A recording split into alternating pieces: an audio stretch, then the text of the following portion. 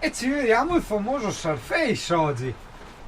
Che figata quando viene giù la pioggia dentro al camper, col camper rifatto nuovo, risigillato. Ti dà quel senso di relax. Bello, bello, proprio bello, bellissimo. Lo adoro sempre di più, sta venendo sempre più come voglio io, gli interni, tutto quanto, bello, bello, bello. Comunque, oggi parliamo del Surface finalmente, che tanto ti ho rotto le balle. Eccolo qua. Allora, il Surface sarebbe sostanzialmente questo, quindi è un computer. Questo ha le stesse caratteristiche che aveva il mio computer fisso, è un i7 come processore, 16 giga di RAM e disco a stato solido, quindi per far siti, grafica, quindi Photoshop, Illustrator vado alla grande, va veramente a bomba. Idem anche i videomontaggi. Una scheggia, non posso dire assolutamente nulla, è touchscreen, ha il suo pennino, guarda, l'appoggi qua, è calamitato, e, e 1024 livelli di pressione con la gomma per cancellare, che lo giri diventa gomma per annullare le cose, fantastico. Qua la sua tastierina col touchpad, lettore impronte digitali che mi fa anche da cover, vedi, un po' scamosciata. E anche questa, guarda, tu lo avvicini, tac, si attacca a calamita, no? E così lo puoi chiudere, se no qua dietro apri i PC, eccolo qua, lo giri così e diventa un portatile. Io però al Surface adesso lo faccio raramente perché non ho ancora pronto la scrivania. Comunque al Surface ci attacco un hub USB che ha attaccato la tastiera, il mouse, gli hard disk esterni e tutto quanto, il monitor da 24 a LED che non vi consuma e le casse col subwoofer. Adesso per praticità lo uso così, se devo lavorare e far grafica no, mi attacco il tutto, però hai visto cosa c'è sotto la tavola, c'è il male, c'è il casino. Comunque guardalo, eccolo qui, e insomma vedi, io lo uso così come tablet, diciamo, bellissimo anche col pennino, guarda, ti avvicini e viene fuori il puntino che ti dice dove stai andando, se no puoi anche, vedi, cliccare, puoi disegnare, far di tutto, è una fantasticata.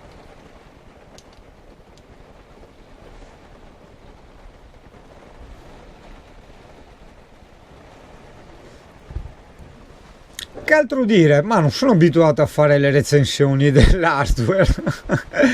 È comodo, c'è il pennino, schiacci qua il pulsantino, si apre il menu per fare lo screenshot, le note, il blocco da disegno, i post-it.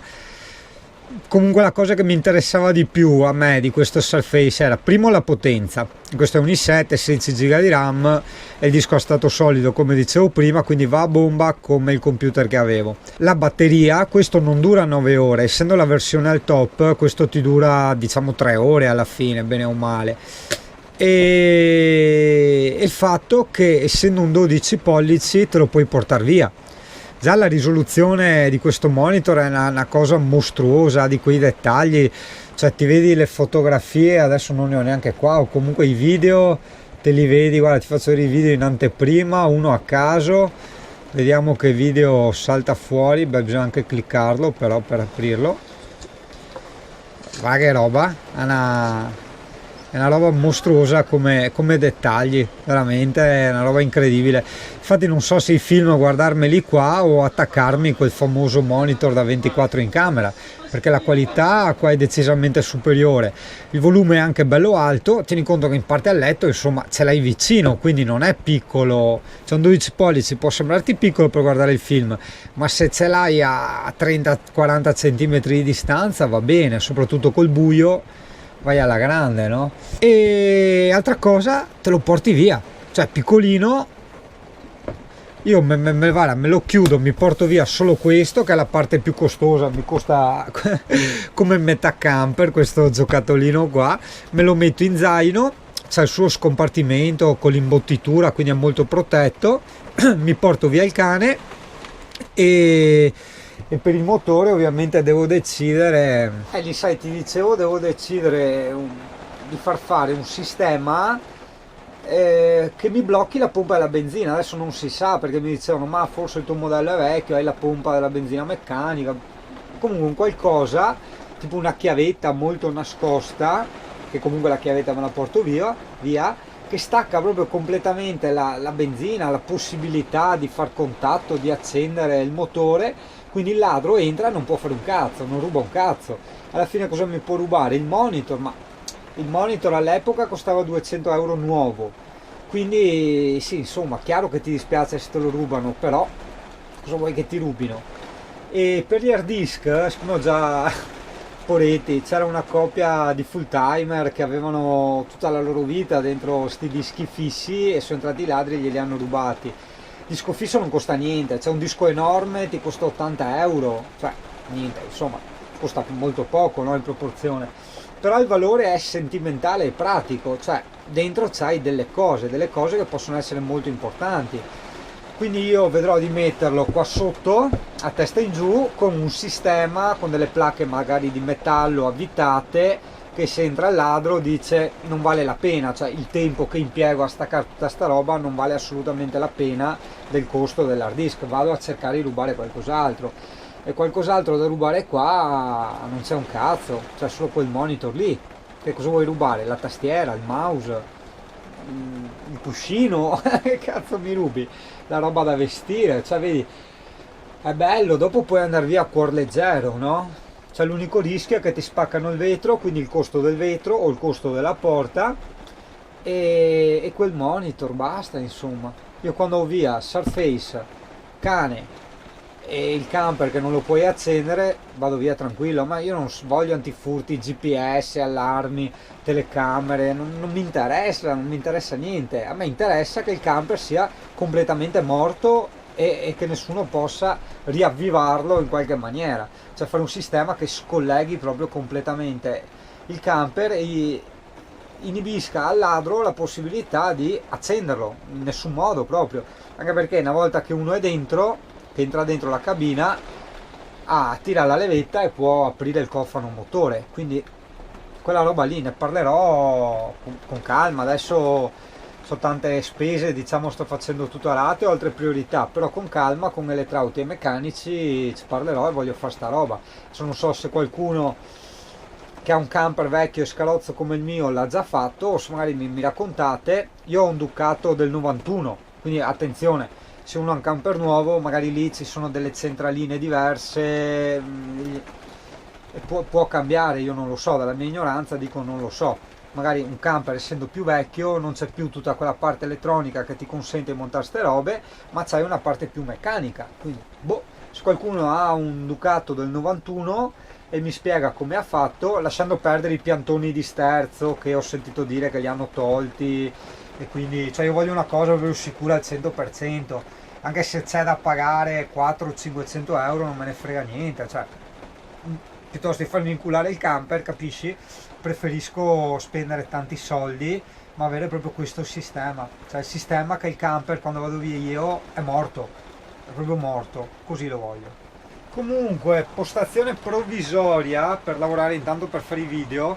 Io ho il Surface appoggiato qua col mouse, uso solo il mouse, dopodiché ci attacchiamo l'inverter, tac, eccolo là. Quindi la ciabatta sotto, fammi vedere, sì, si è accesa, il sub è spento, perfetto. Ho lasciato spento solo il sub perché il resto del disco è tutto acceso, e ho questo cavo USB volante che è l'hub USB che mi collega a tutto, eccola. Adesso anche l'hard disk dei video che non funziona più, non so se è perché ho troppe cose attaccate. Questa è la corrente del Surface, guarda che bello, calamitata anche questa, guarda, tac, è fantastico, è una roba micidiale sto trappolo. Ecco, io qua adesso mi apro il mio programmino, uso Filmora. Avevo provato anche il Cyberlink, che cavolo era, il Power Director 15, ma non è più lentino come usabilità. Questa è un'informazione per chi fa video come me o per qualsiasi scopo. Con questo mi trovo molto bene. Filmora, gli do in modalità completa, clic, quale gli ultimi file usati. Mi apro i file butto i file scaricati qua della GoPro, tac, e me li butto dentro. Adesso qua non so neanche cos'è, vedi, faccio vedere, io me li butto qua, lui adesso li processa, li codifica, dopo li butto qua dentro. Questa è la timeline.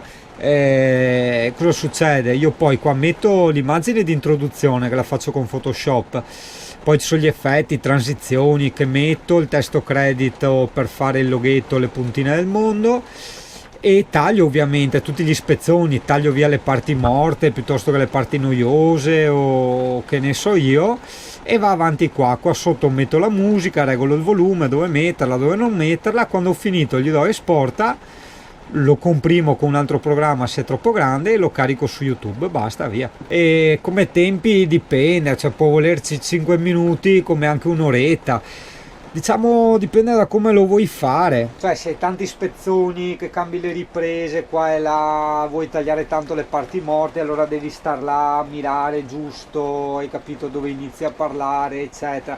Però viene più carino, più ricco, più dinamico, più attivo, no? Piuttosto che fare il solito video monotematico, lungo, con la solita inquadratura. Vabbè, ognuno fa come vuole, insomma, ecco, io ti ho detto come faccio io. Ah, ti ho neanche detto, guarda qua che bella, la tastiera retroilluminata che di notte, guarda che figata. Poi buio. Aspetta, trovo la luce. Tac, guarda che roba. E puoi scrivere anche col buio, fantastica. No, è veramente eccezionale, qualità del touch, dei tasti, eccezionale. Certo, per lavorare appunto io sono abituato con quel tipo di tastiera, che ce l'ho anche nel lavoro attuale, nel lavoro vecchio, proprio stessa marca e modello, quindi vado senza neanche guardare, la so a memoria. Il mio super mouse tanto menzionato e il monitor da 24. Come audio si sente anche bello alto, occhio. Stiamo andando a Chieti, però beh, non è male. Adesso sai che vado a Chieti. No, fermo là, blocca tutto. Dimentica che sono andato a Chieti. No, ma non sono neanche andato a Chieti alla fine, sono andato da un'altra parte, poi vedrai nell'altro video. Sì, non aspettarti chissà che video, perché sono andato a trovare un'amorosa, quindi è stato un touch and go veloce, sono stato tutto il tempo con lei, però avevo parlato un po' durante il viaggio, ho fatto vedere un po' le colline, il mare, eccetera, eccetera. Sarà carino anche quello, dai.